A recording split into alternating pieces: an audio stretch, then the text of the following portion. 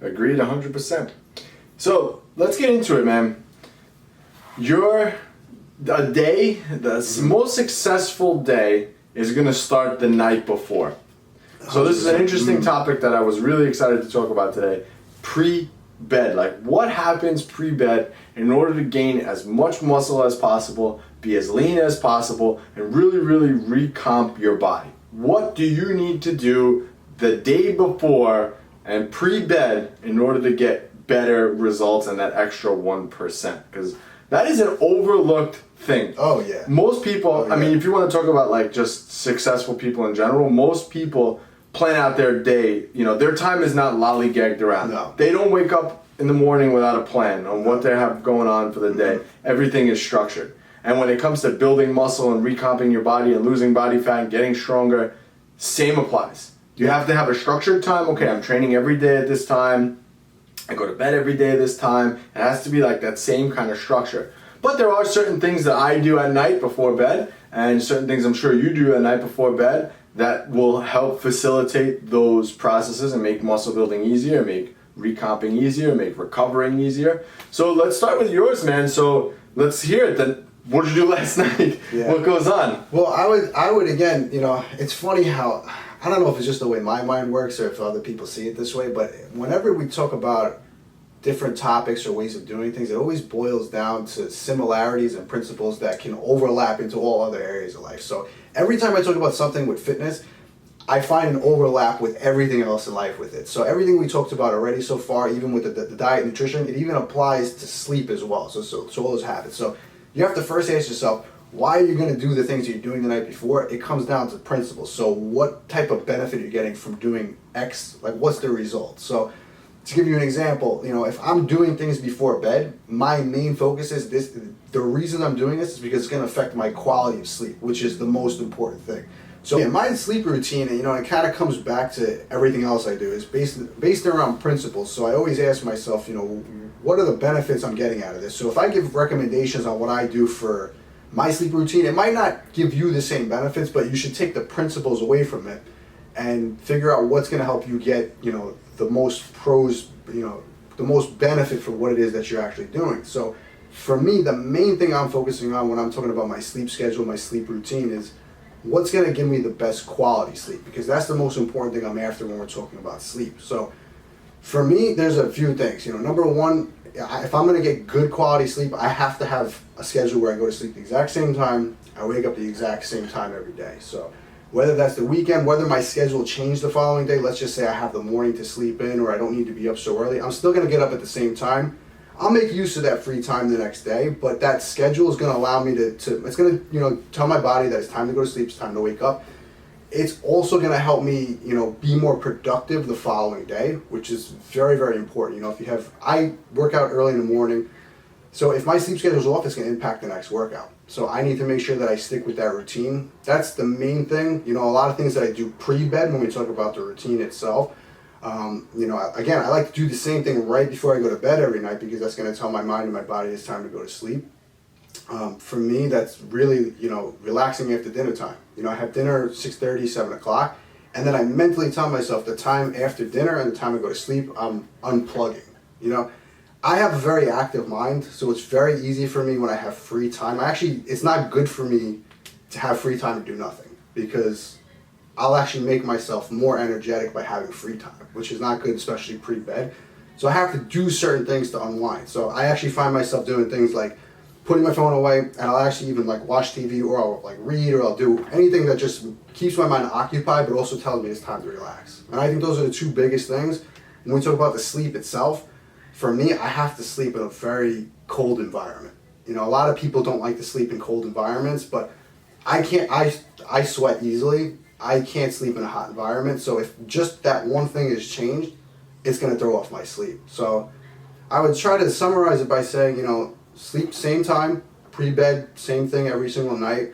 Sleep at the same temperature too, sleep in the same environment, and, you know, just make it a ritual so you don't have to think about it.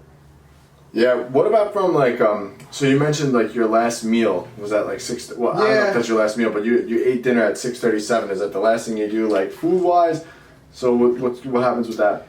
That changes a little bit kind of depending on what I'm doing with my nutrition. So if I'm dieting, I might try to eat actually a little bit closer to bed, because again, that's going to be something that's going to throw off my sleep.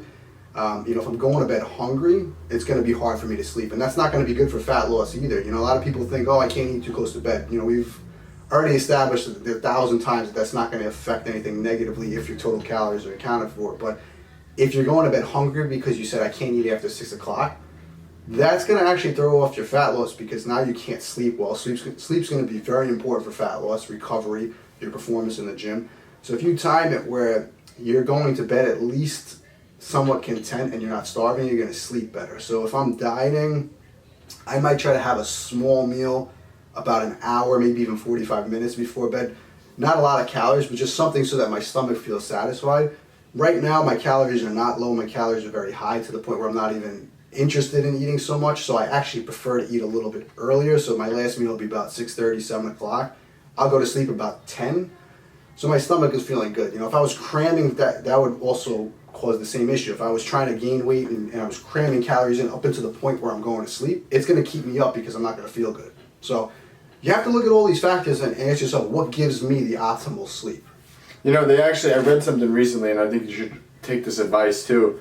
They were saying that if you eat a meal really close to bed, doesn't matter the size of the meal, that will trigger indigestion, because you're lying down and you're going to get indigestion without knowing it. Right. So if it's not something that you suffered with before, they say you should probably back that meal out a little bit. But just some food for thought. I actually read that recently, and I thought that was that makes sense actually. Yeah, and you also need to take into account how all these things affect you. For some people, like I said, if I'm going to bed, hungry from not eating for a few hours, I'm not going to sleep well. But some people don't like to feel anything in their system when they're trying to go to sleep. So it depends. It's very similar to how some people don't like to have a large meal before they work out. Am I going to tell you this is the optimal way to do it? If you say, listen, I get better workouts because I like an empty stomach, go for it. Same thing with sleep. Yeah, usually for me, I'm finished eating around 7. That's usually when I finish my last meals around that time. I finish up all my calories. Again, depends on the day. Set between 7 and 8:30-ish. Again, like I said, depends on the day. So I usually try to finish all my calories then. Then it's usually the kids' pre-bed ritual. So getting the kids ready for bed, baths, all that stuff.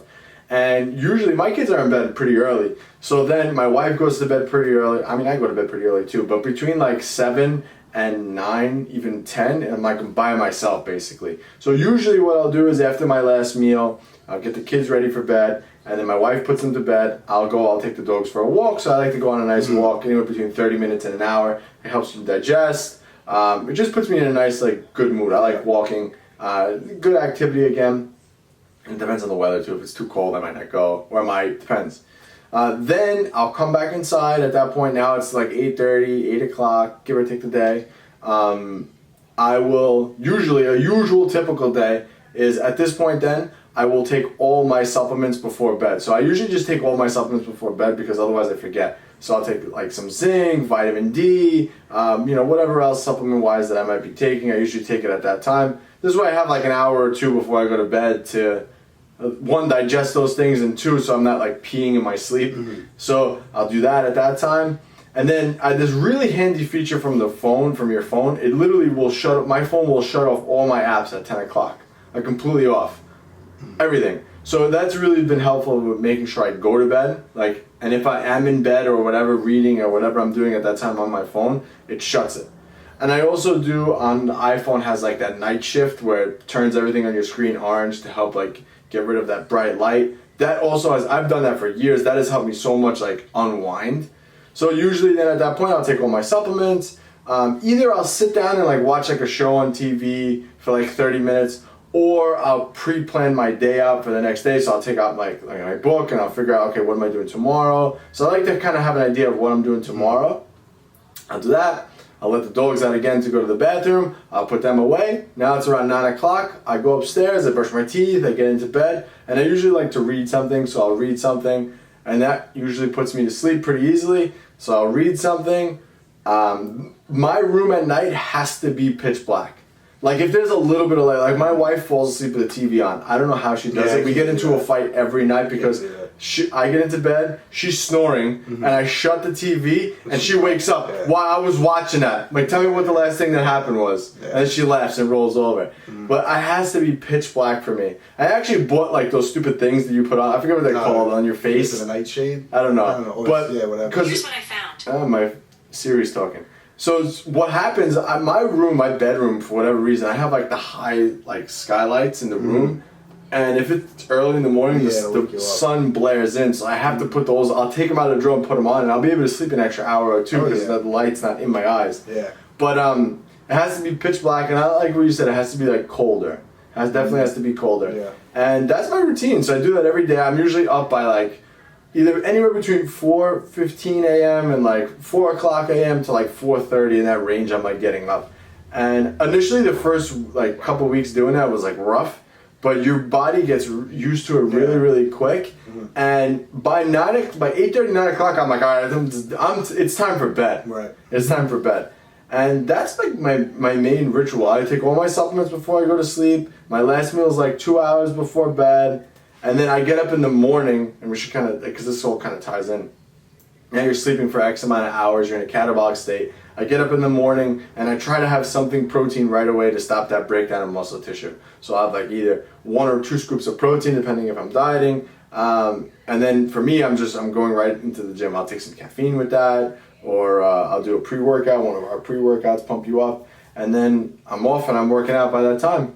So that's like my pre-bed morning ritual that I believe has helped me to build more muscle, to stay as lean as possible, completely recomp my physique, and also help me like mentally go about my day. I love training early in the morning like that.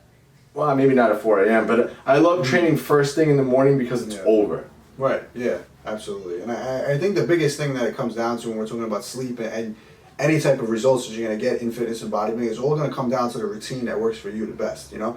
And like I keep saying, there's comparisons to all these other things. When we talk about the training itself, when we talk about the sleep itself, the schedule, all these things, the best one is going to be the one that works for you and that you can follow consistently. So if somebody gives you this crazy sleep protocol where like, this is what you have to do every night, but it doesn't fit your lifestyle, it doesn't work for you, it doesn't work consistently, doesn't matter if it's the best way to do it, it's not going to work. Even if you take something it's a little suboptimal, but it's something I can do consistently over and over again, you're going to get better results from that. So I want to end with this. If you could make your specific routine better and eke out a little bit more muscle gain, what would you change? I would say it's pretty, my sleep routine is very, very good, and I would say... Not sleep, just like pre-bed, whatever, pre-bed. The pre-bed, I would say probably having more time to actually unwind pre-bed, because I think for me personally, again, this is going to be very specific to the individual. For me personally, the one thing that throws off my sleep or the quality of sleep is if I have anything on my mind. So I have to get into a state of just being totally, not worrying about other things, not being, in my head, what's going on tomorrow, what happened before, what still needs to get done. So the best way for me would be to get into a complete state of just, okay, I'm just here in the moment now and I can focus on sleep, And it's very hard, when you have things going on in life, sometimes you have a schedule and it's like something will pop up and it's like, now I need to worry about this tomorrow. Something happens the night before and you're like, holy shit, how am I going to do this tomorrow? That's all you're going to be thinking about before bed. And, the more time for me, at least, that I have to unwind between the end of the day and sleep, the better, because then if something needs to be addressed, I can address it, then I can unwind and go to sleep. But if something comes up last minute, you can bet I'm probably going to stay up a few extra hours. Yeah, I think for me, I'm going to go with something nutrition-wise that I think that would eke out a little bit more muscle, and that little, 0.5% that might matter. I would say having, a good, really slow digesting protein, literally right before bed, I think would be ideal. Just the only thing is you don't want to have it with a lot of liquid, so you'd have to have it I would say a good casein protein mixed in with a little bit of optimal world, no matter what, this is what I'm doing every night right before bed. Just slow digesting protein. Again, you're going a long period of time without food, you're missing windows of opportunity to stimulate muscle protein synthesis. So I think optimal pre-bed nutrition, some form of slow digesting protein would be optimal. I'd probably say 1 scoop, just to have something in there. But again, this is optimal world, I think that would be. I mean, if you really want to talk about like optimal, but then it might mess with your sleep, so it's like a catch-22 would be like if you got up in the middle of the night to use the restroom, having like a shake or whatever, if you got up. Yeah. Well, see, that's a great example of when we talk about optimal versus real life application and which produces better results. Because let's just say you do get up every single night to use the bathroom, like no matter what you do, even if you don't drink water, just like your body naturally wakes up, and you want to be optimal, using that time to get another protein source in, that would probably be better than not doing it. But now, if you're a good sleeper and you're going to interrupt your sleep to get that protein, the cons of losing that good quality sleep to get that protein source are not going to play out in the real world the same way they would, like if we're talking about optimal on paper. Well, that's why I said slow digesting before bed. I think it's optimal than that, but I've done that before where I've set an alarm and got up in the middle of the night, and I've done that. That's a thing that's been around bodybuilding for a long time. I don't really think not many people follow that today. But the whole idea was, hey, you're losing out on a window where you could be eating more protein. So get up in the middle of the night, have the protein, go back to sleep. But then you realize, okay, this is affecting the quality of my sleep. The quality of sleep is much more important than that extra protein source. Unless you had all the hours in the world to sleep, then it is a little different. Yeah. Well, people have done a lot of experiments where, I forget what it's called, but there's like I don't know, I want to say it was like the sailor sleep schedule or something. I have to look it up, but they were talking about people that were at sea. You know, like when they're on. I don't even want to know why you know this. No, because it was a sleep thing. People were experimenting with it for performance. So I'm not really sure. I don't really know about when people go out on boats and they go to sea. But I don't think they sleep because they're sleeping in shifts. There's people. I'm going to sleep for 4 hours, then I'm going to get up. You're going to work, and people basically sleep. I even think it got to the point where people were sleeping like 1 or 2 hours at a time, multiple times a day. And they tried to do studies on it. They said, listen, how does it affect like performance and things like that? Even if we're sleeping a total of 8 hours, but it's broken up through multiple times in the day, it always resulted in poorer outcomes, you know? So you got to find that sleep schedule that allows you to get that best quality of sleep, and generally that's uninterrupted sleep.